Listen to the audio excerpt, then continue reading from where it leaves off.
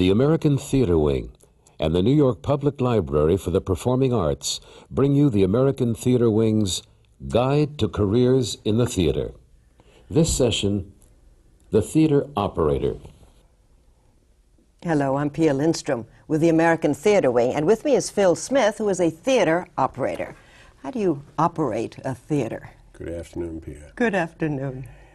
Well, you start in by, I suppose, getting an attraction for the theater. That's booking a show into it, whether it be a musical or a play. How do you get an attraction? Well, in many ways. Sometimes they come to you, and other times you have to go out in search of them. And, of course, you know, the people are very actively seeking theaters right now. We're in a period of time where theaters are in big demand. There are quite a few shows out there looking for theaters. So that's the good period for the theater owner and the theater operator.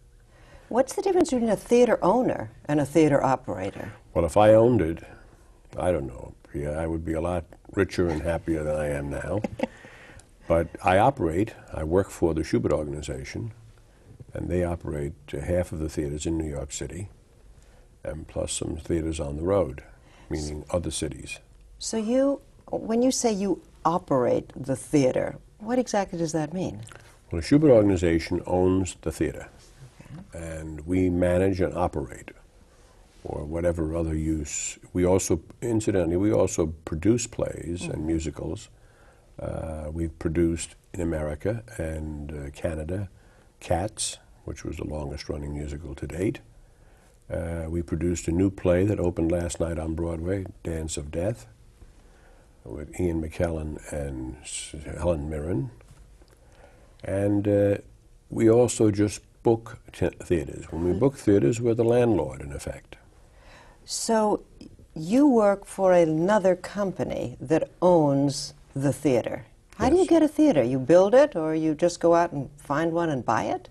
There have been very few theaters built since, although in New York City alone, there are only several theaters that have been built in the last 20 years, 25 years.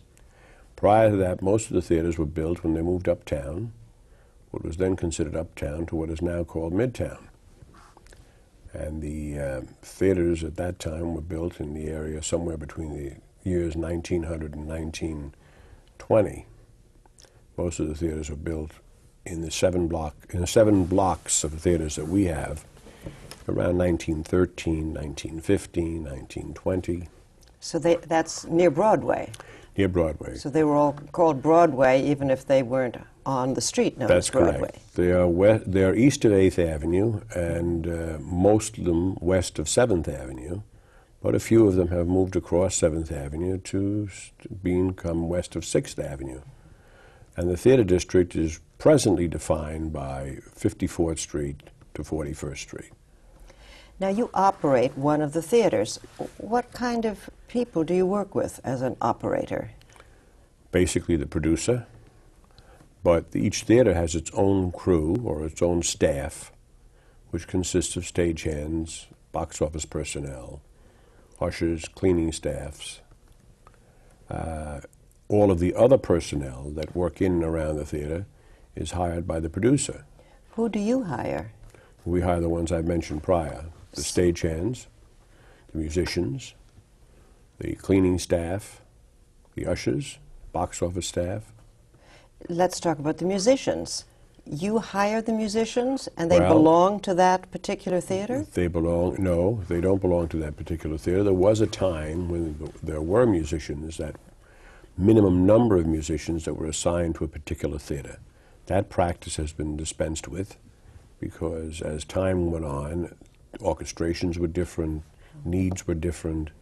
There were less strings used in orchestrations than there had previously been, so that it became practical not to have any musicians assigned to any one theater, and that you hired what you needed based on minimum numbers that were assigned by a mutual consent of the theater operator, the producers, and the musicians' union. The producer... So that a large theater may have as many as 25, and a small theater have as few as 3 or 6. So it's a musical that's coming into the house, the theater that you operate. The producer tells you, I need so and so many members of the orchestra? Well, to begin with, each theater has its own requirement, minimum requirement. So, as I said, anywhere from 3 to 25. So if it was a large musical, he would need 25. He would then hire a musical contractor that would go out and engage the orchestra for him. And the orchestra would then be assigned to that particular theater for that particular attraction.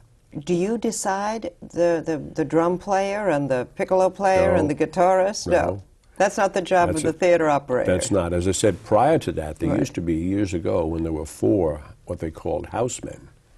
Then the theater operator decided on a drum player or a violin player, and it became much easier to have the producer and the producer's team determine what their orchestrations needed. Why do you call a theater a house? Oh, I don't know. I guess a proper term should have been a home, but we'll stick with house for the time Does being. it seem like a home when It seems like a home. It is a home. Is it has it? been a home for me for all of my life. And you feel that cozy about the Oh, no theaters that question. you've Feel operated? Very cozy, very loving, very caring of them, and we take great pride in their appearance and spend lots and lots of money on keeping them in pristine condition. So you're in charge of the physical plant itself, the walls, the building, the paint. That is the property of the Schubert organization. But the person who is the theater operator, does That's he? us, That's all you. one and the same. Oh, you're all, yes. Okay. We haven't leased out. Okay. Maybe I didn't explain it clearly in the beginning. The Schubert organization, that I'm the president of the Schubert organization, we own and operate the theater. Okay. We haven't leased out But any. sometimes it's two different things. No? Oh, but I mean, not for you, but couldn't it be that a Oh, theater it certainly owner... could be that a I mean, on the theater- road, say, doesn't that, it... that would not, yes, that would not choose to operate that particular theater. So he may lease time. I mean, a perfect example would be a facility that was owned by a municipality, and then they would get an operator. Or in Washington, D.C., for instance, we really have a management agreement with the National Theater in Washington. Schubert does not own the National. We manage the theater, operate the theater for the National Theater Association, I believe. I may not be 100% right. So do you decide what colors are going to go on the ceilings and Well, that what decision the is made by- chairs are going to be Oh, red yes. velvet or blue velvet? Not my choice, No. but a person who's qualified to make that choice. Somebody that you hire? Yes, that we engage. So that's somebody else on the list of people Yes, you but that's hire. basically done at a time when there's a major renovation that's taking place, like, for instance, the Winter Garden Theater. Initially, it was prepared and renovated and made absolutely beautiful with what we call 5 coats of paint, because that's different colors. And that was 20-some-odd years ago. And Katz came in and needed a darker environment. Trevor Nunn and Andrew Lloyd Webber wanted the theater painted black, and we acquiesced to their wishes and painted it black. And the theater show ran there for 18 years, so it was a very wise decision. Yes, it painting was. black. Now you've Now had we to had to change restore it. Yes. Yes, exactly, because others will not want it black. Yes. So we've just gone through a very costly renovation of, actually in the early tens of millions of dollars, to renovate, paint, clean, restore, new seats, new carpeting, and bringing everything into the state-of-the-art, electrically and otherwise. So you have engineers and painters on your staff. We have a painting staff because we operate so many theaters in the city. 17 theaters in New York City in itself. So it's practical for us to have painters. I guess somewhat similar to the George Washington Bridge. By the time you start on one end and finish the other end, the other end is available for care. How important is it, do you think, to the audience that the surroundings are nice? Well, we think that's very important. Part of theater going is a very, very fun experience, and it should be a fun experience, and it starts when you walk in. You should be comfortable, you should be clean, well-maintained, and the show then takes over. Curtain goes up, and the rest is in the hands of the creative people. Do you get excited when the curtain goes up? Absolutely. You do? Every time. Whether it be of the same show or different shows. but there's no question about it. I don't think you'd be in this business if you didn't have a love for the theater and a caring for the theater.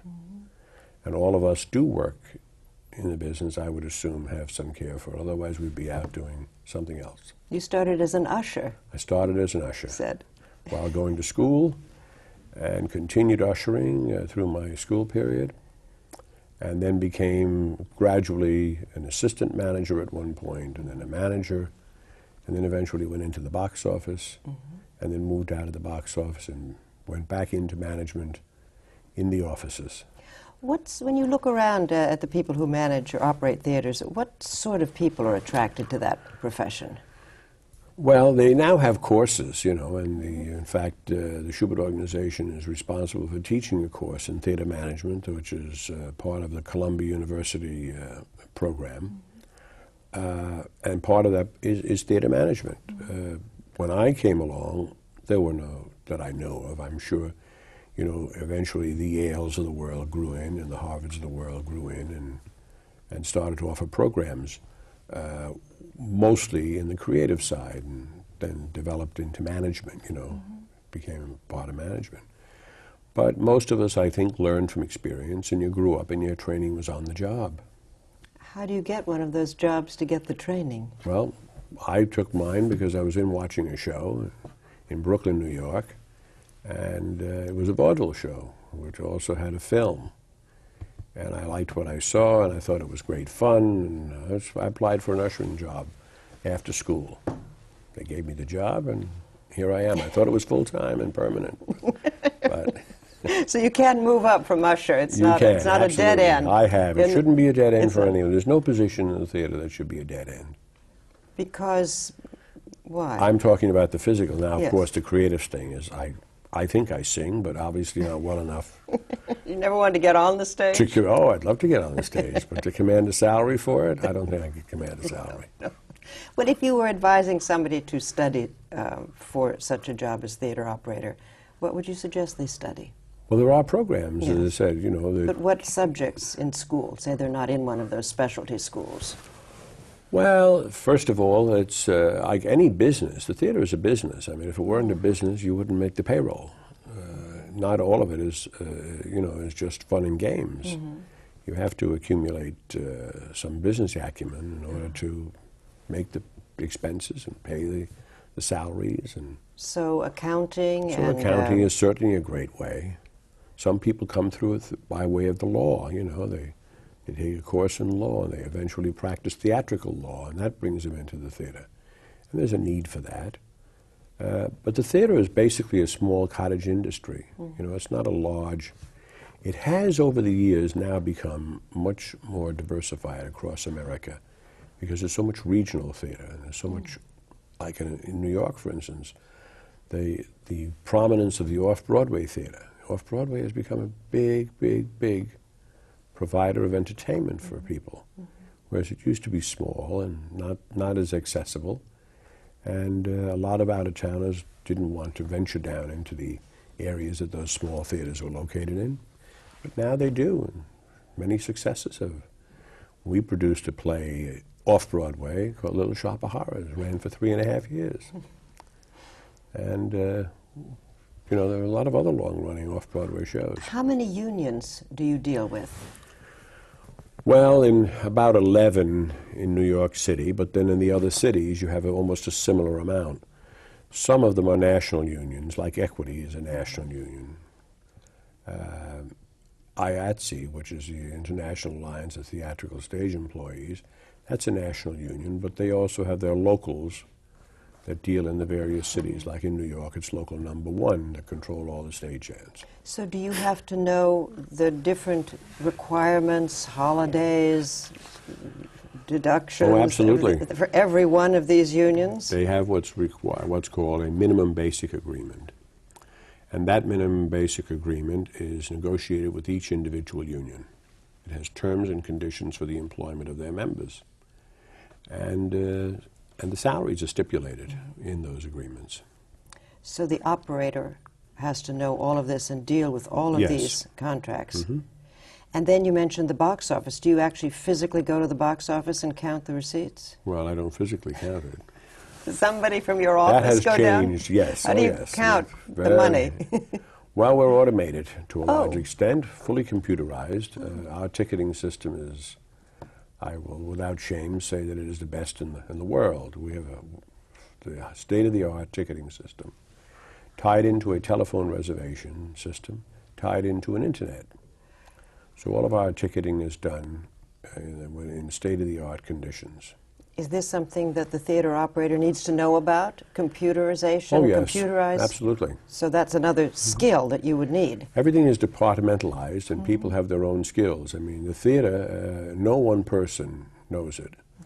And the beauty of working is that every day you learn something new. And I'm sure as in your profession, you learn something new every day, whether it's technique or knowledge of some particular area. You learn something new, and that's part of the growing and learning experience of living. When you send a show on the road, how do you deal with another theater operator, or do you only send it to theaters that you own? No. Well, there's a difference. As a theater operator, you have no rights to do anything with the show. You're strictly the landlord. Yeah, okay. So that show moves on. The producer of that particular show would make his or her own agreements for the touring. I see. In something that we were the producer of, absolutely, we would play with other theater owners, wherever the theater would be. The first and most serious consideration is the theater suitable for the production. Well, say you own a theater, which of course you do, and a producer comes and says, I have a play, and you don't like the play. Does that happen sometimes? And you say, well... Well, it's supply and demand. If there are a lot of empty theaters and not enough plays, obviously you can be much less choosy. If there are a lot of plays and the same limited number of theaters, because we are limited. There are about 35 theaters in New York City. So there is a limitation to the number of Broadway theaters. And when the number of plays and musicals exceed that number, and some people are waiting to come in, one then becomes not necessarily choosy. No one serves as a critic, no one serves as a censorer. But what you do is you think, you pick what you think will give you the best opportunity for a long run, because that's the kind of business you're in. Well, obviously your tenant has to be successful, otherwise your building is going to be vacated. So you're looking for the hit. The hit or the show that can run, because not every show is a hit. Right, but it can run. But and it certainly can run, or it can have a run, which is important. Do you read then? You read the play, the manuscript? We have a department, Schubert, there's a creative department that reads every submission. We don't take any unsolicited submissions, but submissions that are solicited by us is read and evaluated by our people and then passed on to some other level. So some of them may not get past level 1, and they may not move to level 2. Is there a rivalry among theaters about who's going to get what play that's coming in? Absolutely. And so how do you try to beat out the competition to get the hit? Try to get up early in the morning and go after the producer, try and convince the producer or the creative team that you have the right theater. So part of your job is convincing? Well, part of it is convincing, but an awful lot of it has to do with the fact that every producer has in his or her own mind what they think is the perfect home. Oh. And you may or may not be available for them at that particular time. You may have another attraction in the theater, and if you do, then they will take something that's not exactly of their choosing, or they'll make some compromises in their own mind. But wouldn't you go after them and say, we can paint this theater another color, we can we make did. it good for you, we can, you'll like it, we'll make it a home for you? We did it with Andrew Lloyd Webber, and it was successful. So you do actually go out and try to negotiate with people. We do, absolutely. You do. You do negotiating. You try to get as good, what you think is good, you know. Not everything you think is good as good as you think it is. Right, so it does require your taste and taste intuition and or others. Knowledge or wisdom about the theater. Then something else that a theater operator might need is some knowledge of the material itself, how to judge absolutely. what's good. Well, that's why we have a creative department Right. that evaluates these projects, and then they're passed on to, in the case of us, they're passed on either to Jerry Schoenfelder as our chairman or myself. And then there's So a you have to have some insight into what might run. Well, also there are certain formulas that seem to be foolproof. Not every time, but they are foolproof. I mean, if you have major talents that are recognized in the theater and have had a great track record, you know, of whether they be directors or composers or lyricists, certainly that's a strong indication of where you're going to go. Do you make alliances with certain producers so that you always get their work? Well, I don't know that you can ever do that. You hope to do that. You hope to do it out of more than friendship. You hope to do it out of being able to provide the things that they find necessary for their production. To, as I said in the beginning, it's important that they have a nice, clean, commodious home for their play. And also in keeping the theater with the proper amount of electrical requirements. And so you need technical knowledge, but you also need persuasive powers.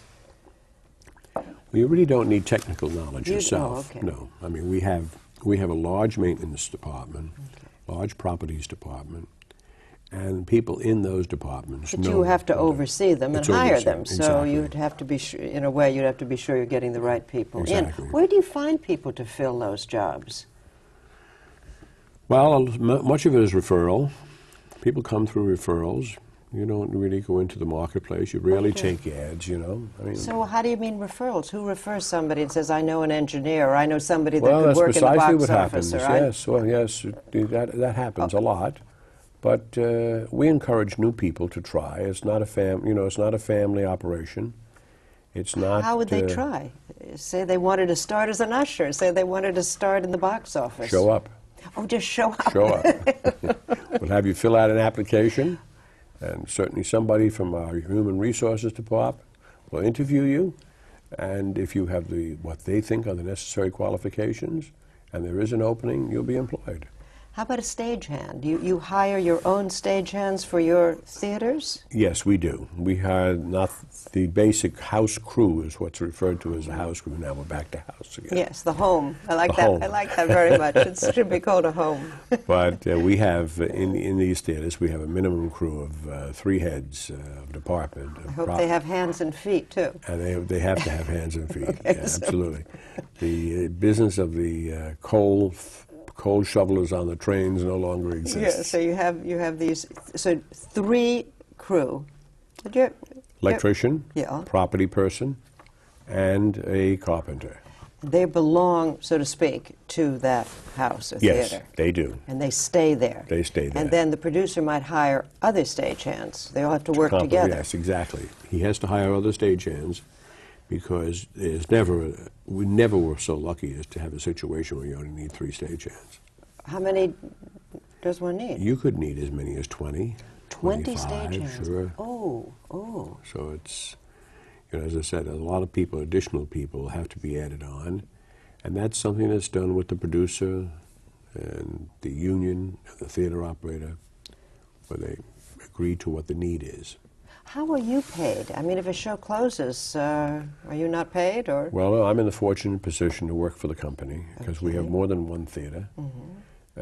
I hope it will never happen that we don't have any shows open or any theaters open. As I said at the outset, we have 17 theaters in New York. We're always some theaters are open. Some are open, but say a theater operator was working for only one theater, and that show closed. Is that a problem?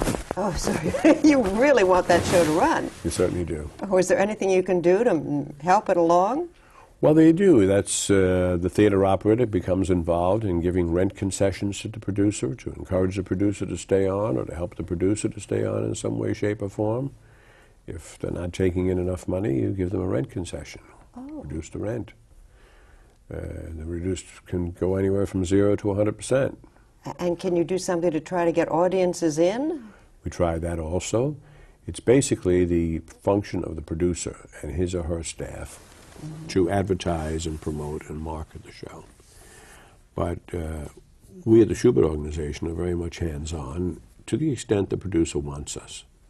We're more than happy to offer our experience that we've developed by watching others. We have the good fortune to watch others. Many make mistakes, many do wonderful things, and we hopefully learn from those that do wonderful things. which we'd be happy to pass on. What are the terms when a producer comes to rent a theater? Is that what it's called?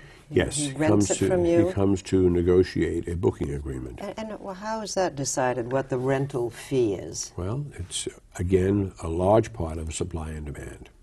Large part. Oh, so it's flexible. Flexible. Oh. One time the rent could be Well, higher than another. Well, give me some idea. What in New York, say? Well, I think it would be unfair to give you any idea, Pia, because it could, the range could be so, and the swing could be so widespread that to give you a number would probably just confuse people. But basically, it's done as a percentage of the gross. Oh, so okay. that the theater operator provides the theater and some personnel, not all the personnel, but some personnel. And then that cost becomes the obligation or the responsibility of the producer. When they rent the theater, they agree to pay those people. Now, as a rent factor, or as a theater's share, as we call it, the theater's share is a percentage of the gross. Mm-hmm. And that could be any percent. I mean, which is, as I say, would be probably unfair and not the kind of thing that should be sent out on anything that's as durable as videotape. Also, I guess it changes depending on exactly. the economy. By the time we leave here, it may have changed. May have changed, exactly. When you look around again at the people you see doing theater, operating in some of these jobs, what personality traits do they have? Well, it's amazing the number of young people. I mean, that's really and truly, people come in and they come in on an apprentice level. They come in on a desire to become involved. And it's really remarkable that a number of them that do show up looking for work and involvement exist. And they come in at some of them the lowest possible, messengers. And everybody grows up, I mean, the great story of David Geffen starting in the mailroom at the William Morris Agency. Yes. And you could cite any number of stories like that. And they happen in the theater, but they happen in a less dramatic way. That people. So people very often start in the lowest job qualification, I guess you would say, and then work there. What are the qualities that these people have who move up and become theater operators? Well, probably the love of the theater, is something that's essential. Mm-hmm. Otherwise, you wouldn't hang in that long. Mm-hmm. Because there's a period of time where you're not making very much money, and you might want. What are the salaries? Hours are long. I mean, just generally, what would a?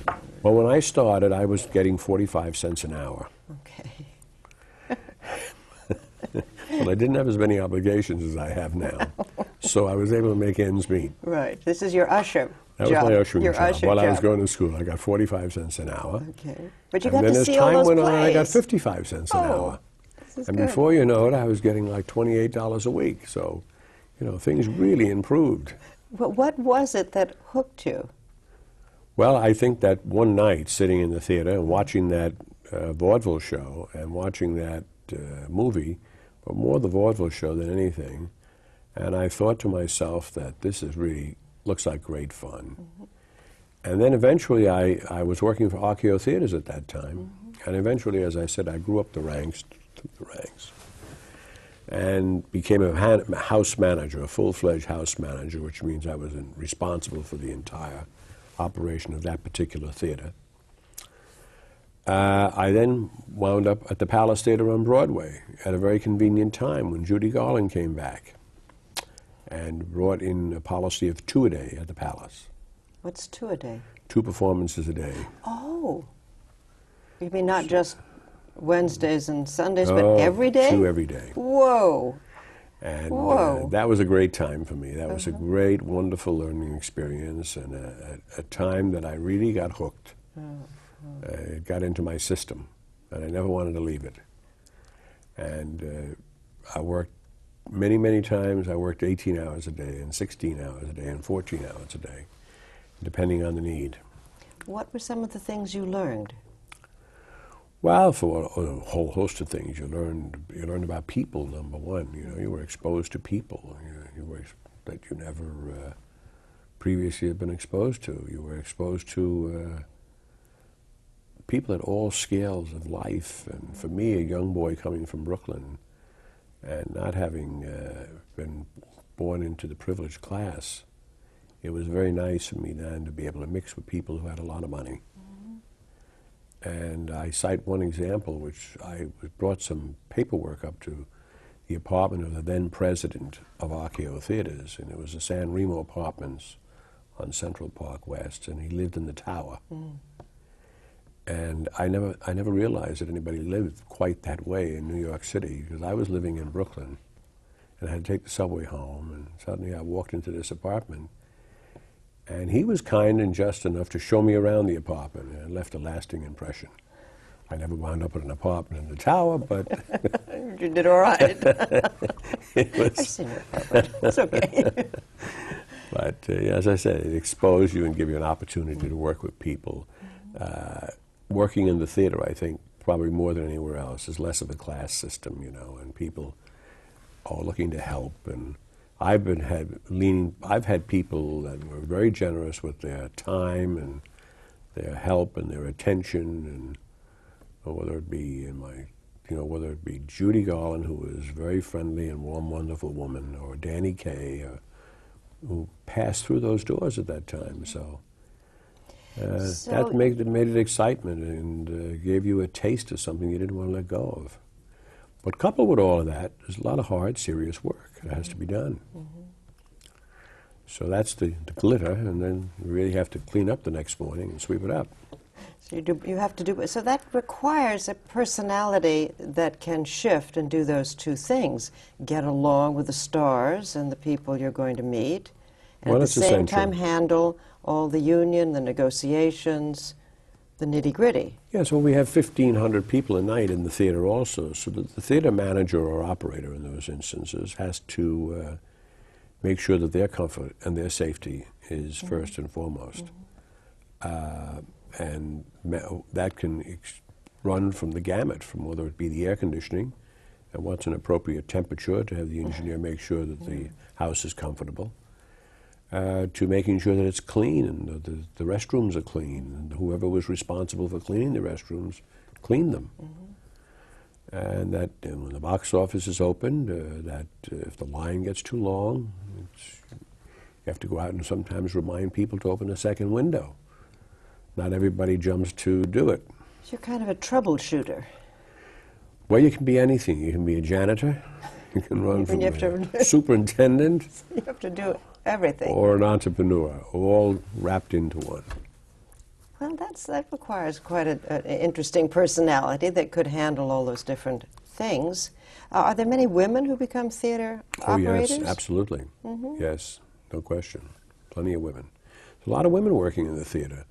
And I must say that I'm very proud and happy that we played a large part in women working in some of the crafts that they hadn't previously been working in, such as stage hands. Very important that women, there be no glass ceiling in the theater either. You mentioned that how much of a family feeling the theater is, and that it doesn't seem to have a class system. Is that something that you can explain why that should occur in the theater? And well, there's such a camaraderie of people, you know, well, you know better than anybody in a show that when a show that becomes a family. It's a big family, and sometimes an extension of that family goes out to the people working in the building, the theater operators, the ushers. I mentioned Judy Garland earlier. Judy Garland was very insistent that the ushering staff and everyone working in the theater attend the parties that she liked to give on stage after her performance occasionally. But everyone was included. Everyone was invited to attend. So you've had a chance to meet a lot of people. Yes. Have there been any disasters in your theater that you'd like to tell us about? No, I think we've been fortunate that no. The set didn't fall down on somebody, or the well, wall. you know, I remember back at the Palace in those days when we were presenting vaudeville, we one time had an elephant act. Yes. And everything was very fine. We went through the dress rehearsal with the elephant rearing up on his hind legs or her hind legs, and the trainer down there poking it a little bit and rewarding him with peanuts. And everything went fine until the first show. And when the curtain went up, in those days the curtain spread, we used to have a traveler. We used to use travelers instead of rising curtains for the vaudeville. When the curtain went up, the follow spot hit the elephant in the eyes, and the elephant roared. Oh. And we thought the elephant was going to go off the stage into the orchestra pit. But somebody very, very quick thinking closed the drape. And that was the end That of was the the end scare. of the elephant? Or the end No, the trainer was very good. He coaxed the elephant back, and we went on and finished the show. Well, when they're animal acts, is that the theater operator? Does he have to supply the place for the animals to stay? Well, back in those days, that was, that was vaudeville, and maybe that's why it I saw a died. play only Maybe- last night. There was a cat in it. Well, because now they have the various companies that supply them. They come and they pick them up and they bring them back. So that doesn't fall into the theater Chateau or one of those animal places will deliver what you need and then pick it up and take it back. When you look back on your years as a theater operator, are there moments that stand out in your mind? Oh yes, there's many moments. Seeing My Fair Lady was one of the great moments of my life, and I got an opportunity to see My Fair Lady the week after it opened, and I was very, very impressed. Fiddler on the Roof with Zero Mostel was a moment to cherish. And of course, a chorus line, and being there from the very beginning, because we went down to the Public Theater and we saw it with Michael Bennett, and it was with Bernie Jacobs. I went down there some 20-some-odd times, I would believe, to watch that show. So that was a great experience. And So the theater operators get caught up in the same emotional impact of the theater as the so-called creative side. oh, absolutely. Yeah, absolutely. I don't think anybody can just divorce themselves of it. I mean, you have to be pretty cold to cut yourself off and just say, did the numbers add up, Well, some people might think that, as you said, your real estate, your numbers, so that you're on one side of the ledger. But apparently, you have to have some feeling for the Well, material. sometimes people refer to the theater operators in a demeaning way as calling them real estate operators. That happens, but to each his own. But it sounds like the better theater operators would have an emotional connection with the plays and the material. Well, I think if and you're going get to the joy stay in of it. a long haul, if you're going, as a worker, as an employee, as somebody that is going to hang in, if you're going to hang in for a long and extended period of time, you must have a love of the work. Otherwise, you're going to be a very unhappy person, and it's going to show itself all over. Do you go off-Broadway and off-Broadway into regional places looking for plays? Oh yes, we cover everything. How Yes. do you cover everything? Well, again, we have a department that makes sure that anything that's brought to our attention or that we ferret out. Would you go and look at it, for example? Yes, I have. You sure. travel somewhere to you hear that there's something? Yes, to another city, to off-Broadway, to regional sites. Is there enough material these days to fill all your theaters? At the moment, yes, There but is. that could be cyclical, and hopefully it's not. Hopefully there'll continue to be this flood of material. One of the greatest enemies to the theater is the cost. Yes. The cost is just something that's, I guess, hard to control, because you're affected by it in every phase, whether it be advertising or building the set. Lumber is so expensive, or it's not only labor in itself, but it's very labor intensive, because every performance is a handmade performance, really, custom made. So that in any other business, as you go further down the line and you make more of something, eventually it costs less to make more of it. But not in the theater. It goes actually in the opposite direction. You're making a handmade performance, which becomes more costly, because your inflation factor builds in.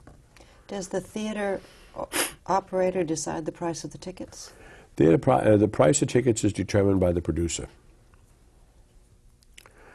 and in consultation with the theater operator. But basically, the price of theater tickets is determined by the producer. And do you get And that's a fact, percentage really. of that? We get a percentage of that. You get a percentage of the ticket as well as the rental fee. No, that is that is the rental fee. what the theater share. That is what the theater gets for it. Oh, I thought there was another rental fee when they just came to... No, well, there's many ways of doing an agreement. You could have a four-wall rental where you could take a fixed dollar amount and you would have no participation then whatsoever in the gross. But in most cases, you have participation in the gross. Do you go abroad as well? Yes, England. So mostly. you operate theaters in England, in theaters anywhere else. But you do go to England to then To would see you shows. you go to London and you see a show, you then talk to the producer and say, I saw your show and I liked it and I wish you'd put That's it in one of my correct. theaters. Sometimes you go there on your own, sometimes you're invited. I see. Oh, I see. But, you know, we try to cover again. It's part of covering. London is part of seeing what's available. And you yourself go there often? Yes. So part of you certainly have traveled far from... We have traveled far from the home base. From the home base. well, so you need some ability to travel and meet people in do. other countries. Is there Absolutely. I'm trying to think of the qualities that the person would need, and you'd have to have an open mind to travel and to go places and to be Oh, able sure. to speak to people. Not sit in an office. You just can't sit in an office and conduct your business that way. You have to go out and make yourself accessible and available. Where else do you go? Anywhere, any one of the states.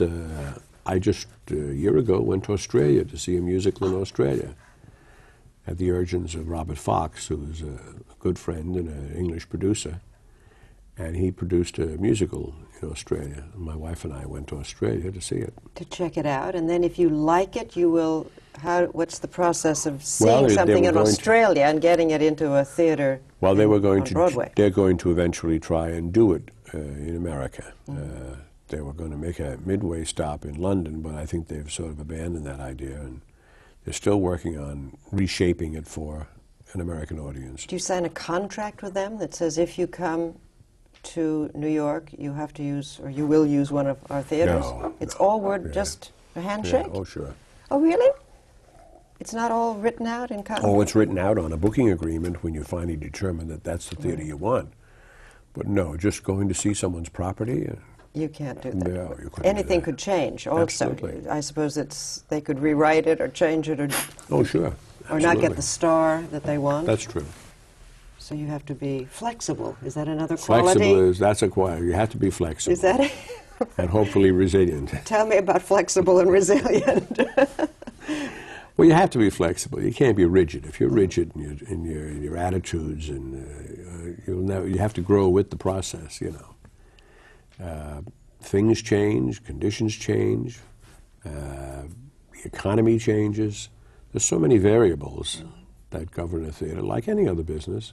And so But many the- personalities. and so Don't many you have personalities. egos that you have to deal with? Oh, sure you do. Absolutely. And it's, you know, a lot of it is self-fulfilling, these egos. It drips off on everyone. So how did you learn how to handle big Well, egos? you do the best you can, is all I can say. You do the best you can. Some egos you just can't manage. But by and large, you do the best you can. Well, what advice would you give to somebody who is going to try to learn how to deal with many different kind of people? Just do the best you can, because I don't know of any formula that you can deal with an ego. Egos are wonderful, because without egos, you wouldn't have success. Without egos, you wouldn't have creativity. Do you cultivate a relationships with stars and major actors? Oh, I'm not exactly a social bug in that area, but yes, you get to know people and you become friendly with some. And, Well, in the hopes that you will, do you have to try to encourage them to come back to one of your theaters? well, because that, you might oh yes, say, that's part, absolutely. Well, that's part of your networking. yeah, so networking Networking is absolutely. and you that's very network net- with the stars or you network- performers or actors. Well, it would be terrible to have a star who refused to, who played the theater. Yes. Schubert Organization was very fortunate in having your mother in a play at the Schubert Theater, and I was involved at that time with the Schubert Organization. So that was a nice moment, a very nice moment. Did you have to go out and reel her in, or was she willing to play in your theater? No. Arthur Cantor produced the play, and we made Was an it The agreement. Constant Wife? The Constant Wife. With Ingrid Bergman, in And case with people Ingrid don't know Bergman. who we're Oh, I speaking think of. everybody, Pia, knows who not your mother necessarily, was. not necessarily. And yes, we made a booking agreement with Arthur Cantor, and the show played at the Schubert Theater, right in Schubert Alley. And I met your mother on a couple of occasions, and she was an absolutely delightful woman. She wasn't one of those big egos you were talking about. That No, she did. She concealed it very well. She was a better actress than... I know you have to get along with a lot of these people. 'Cause I know. So part of the job of the theater owner, manager, operator is to cultivate these relationships, both with producers and with actors And with directors. you directors. You have to know them as well, or have some Well, many way of directors speaking have, to them. yeah, Don't many you have to directors speak have their a right language? of approval. Well, you do. I mean, you know, it's not. A lot of it is a repeat of the prior experience, maybe. Ah. You know, it could be. But you know, directors do have theater approval in some instances. Mm-hmm. So it wouldn't be the wisest thing in the world to have a contentious, you know, attitude toward the director. Are you a peacemaker? Is that You'd hope to be. some of the That's things part you of, have to do? Well, you do have to be a peacemaker because, you know, a lot of people work in the theater. In a musical theater, you can have upwards of 100 or more people working in the building. And they all have to, it's small, the area is very tight and close, especially the backstage areas. And people have to work around each other. And sometimes you have to become a mediator or whatever, you know, how close conditions breed contempt. And So you're a therapist, you're Yeah. a father figure, all of you that. have to be a little of all of All those of that. things too? You have to plug in. The nice thing about the theater, and I think what I liked and was attracted to it from the very outset, was that there's no 2 days the same. I mean, there's always something, and when you least expect it, something different and new, beyond your wildest imagination, crops up, and it has to be attended to. And you can't put it off and say, we'll deal with it tomorrow, because, as I said earlier, you may have as many as 1,500 people in the theater. And the theater has to be opened, it has to be staffed. It has to be safe. Safe and clean. And do you worry about all the fire regulations? All the and- fire regulations, and we absolutely abide by them all. We take no one's safety lightly. And so, you know, it requires a constant, ongoing. Have you had to change theaters now for wheelchairs and accessibility? Yes, for- that's the ADA. There's so many new We have addressed that, and it's been a very, very expensive process to make the theaters wheelchair and accessible in all other ways for people that require. And now they have special- earphones for the hard of hearing, and you have so Well, many we have new- infrared systems, yes, which where you just, you know, can use that to hear the performances on stage, and for those that have some impairment in their hearing. What about the concession stand? You're also selling there during the acts. I mean, The concession who stand- operates that? Is that under your? That's someone else. Oh. And we actually we have an agreement with the concessionaire, and he takes care of the concession stand. Now that is not necessarily uniform. Some theaters operate their own, and some theater owners operate their own concession. We at the Schubert have chosen, as others have, to have a concessionaire. Would you advise somebody to pick this as a profession? Oh, I think so, definitely. Why? Great fun. Fun. Long hours, hard work, sometimes great reward. In my case, I was very, very rewarded, and I'm thankful every day for it. What has given you so much pleasure? Well, for one thing, I've been with the Schubert organization since 1957. You only worked for one company? I've only worked for one company since 1957. So I'm vested. So they don't fire people. That sounds like it's No, pretty you'd be steady. surprised, Oh, especially really? especially Schubert. Schubert has a continuity, a really? long continuity of people working, and very few people changing. I mean, surprisingly enough, in a changing business. So there's a little bit of job security in this very insecure world within. Well, unfortunately, on the production side of it, there is not the same kind of security, because but when with the show closes, the Yeah. show closes, and everyone connected with that particular production, unfortunately, is furloughed, and Yes. there is no employment for them. But for the theater owners But for the person with the building, there is a limited core of people who stay on, and then you just look for your next project, attraction, hoping exactly. a big hit is coming. That's true. Did you ever spot a big hit yourself coming? Oh, a Did you big look for hit, I something? don't know. That might be... Or something that lasted, beside Cats? Well, a lot of shows have lasted. I mean, that we've been fortunate enough to be involved with. And What are your favorite shows when you look back? when you look back over the years, well, they're all favorites, but some are more favorite. And something I never forgot was The Perfect Musical. Aren't you going to bring it back into one of your theaters? It's Yes, coming, isn't it? it's coming, is right. Cameron McIntosh is bringing it in here. Into one of your theaters? He will hopefully, yes, we'll hopefully bring it into a Schubert theater. Yes. Did you go and have be to announced. tell him that your theater was theaters Well, were I went to available? the opening night in London, and he invited me to the opening, and I attended the opening at the Drury Lane Theatre, and it was a great experience. It was brought me back. This is the new The The new new version. version. Yes, the new version. And Kitty Carlisle Hart was sitting in front of me. And Yeah, she had actress. been there 40-some-odd years before when her husband, Morse Hart, directed the original production of My Fair Lady. So you're making a circle, do you feel? I think there was a circle, yes. I hope it's just the beginning, though, of a Oh, new yes, circle. just a new circle, because now you'll be able to bring it back again, perhaps. Yes, we had, And, actually, I was working at the Palace Theatre when that show opened, at the Mark Hellinger Theatre in New York, but Will we see any new theaters being built? You said all of them were built so long ago. What happened? Why can't we build some new ones? Well, because of a lot of reasons. It's very difficult to build a freestanding theater. They're very expensive. To build a theater in New York City could cost $30, $40, $50 million. Oh, And there is no way of supporting that. You hear people talking about high ticket prices. Ticket prices are only as high as they have to be. And in this present day and age, to spend $50 million for a theater, you would never, ever possibly get your money back out of it. how about a little theater in the round? Well, we're in the process of building a new theater off Broadway, a 499-seat theater, the Schubert Organization. That's not ready yet, but should be probably in the next 9 months or so, opening off Broadway. So there's a change in Broadway theaters owning some off-Broadway theaters? Is Well, this we the do have an trend? interest. We've had an interest in other off-Broadway theaters. And as I told you prior, we produced, Little Shop of Horrors, which we were proud of because that was a long-running, 3.5-year. Your criteria ran a long time. And a hit.